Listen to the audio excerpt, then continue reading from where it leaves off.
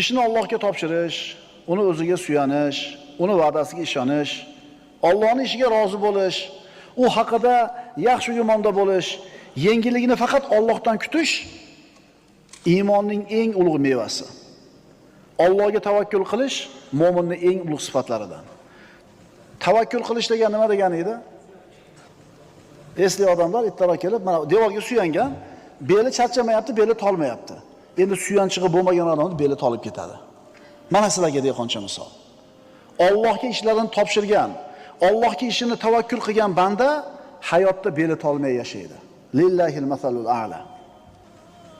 Banda ishlarning oqibati haqida yaxshi gumonda bo'lsa, har bir ishida Allohga suyansa, nimaga erishadi? Allohning himoyasiga, homiyligiga, rioyasiga, qo'llashiga va madadiga. Va man yatawakkal alallohi fa huwa hasbuhu.